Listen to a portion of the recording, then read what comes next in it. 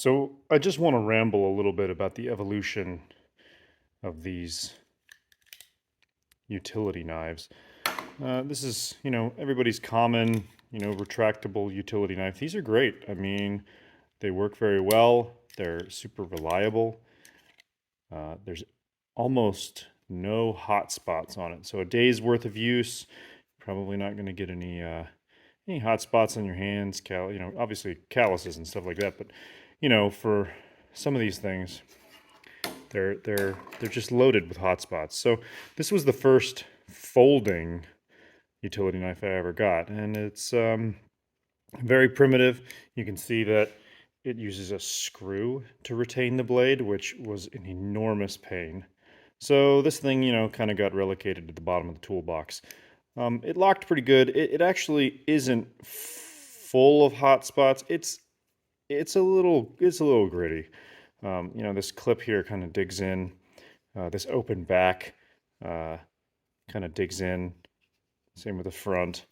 So if you had to use it for an extended period of time, it probably wouldn't be the tool you wanted. But it was great for a belt until you had to change the blade. So, not so great.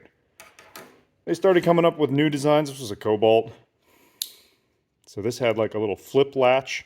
And then you'd pull this open and, pull the blade out. It's a little gritty.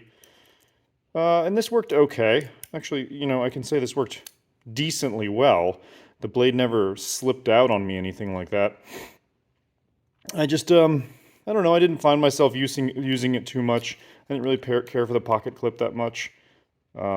It worked good. It had a better lock back design instead of this liner lock design, which, by its nature isn't bad. I just kind of liked this better.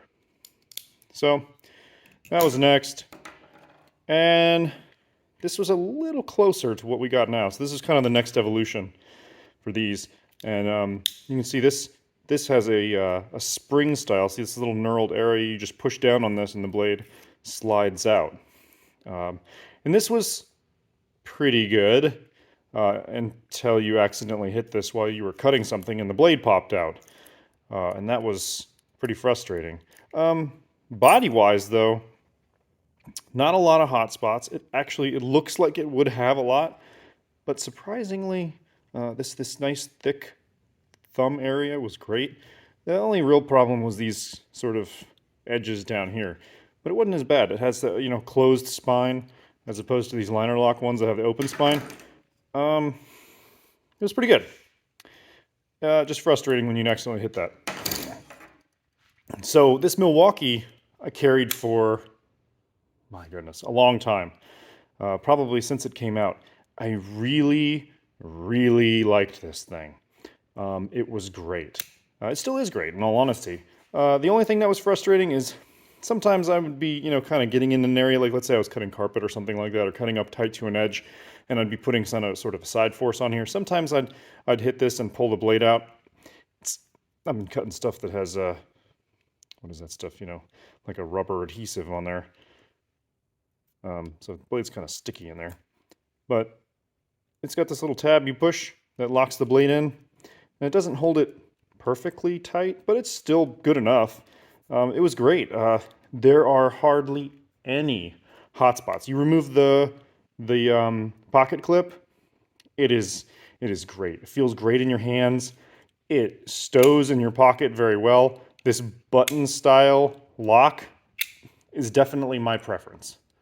I really like this knife. And I like that it's all aluminum. However, you've probably seen this before. This is kind of their newest gig they got going on. And hotspot wise on the hands, it's definitely not as good as this. However, if you're not using it day in and day out, if you are using it day in and day out, you're probably using something like this. But if you're not using it, all the time, cutting carpet or I don't know, but you're just using it a few times a day, maybe multiple times a day, this isn't going to bother your hands too bad.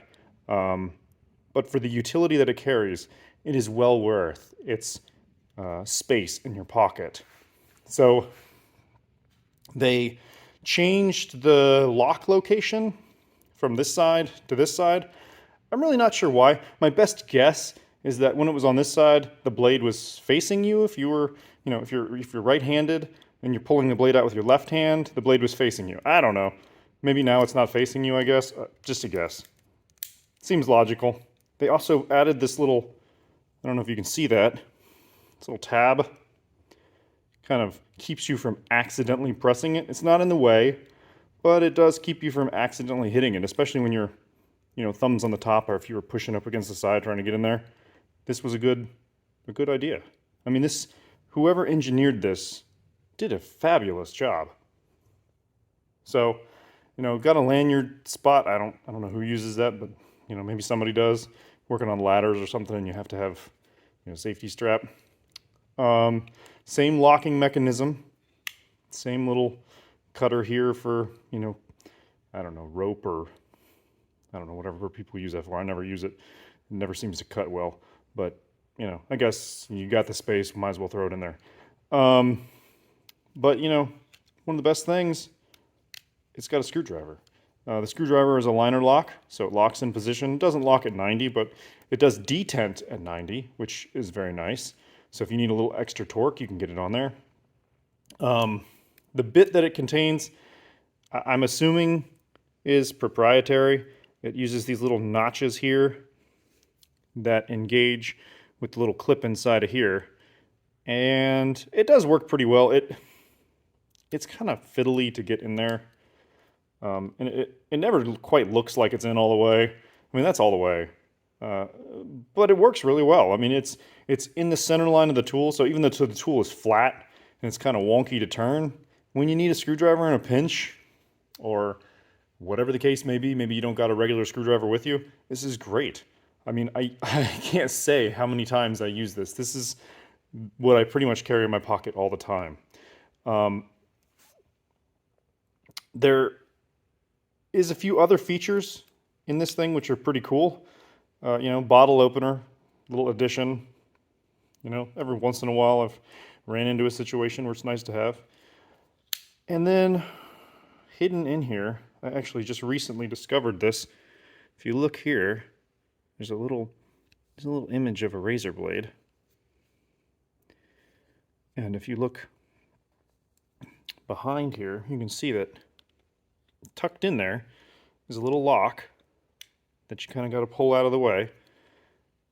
And then a very fiddly... Anyways, there's a blade in there.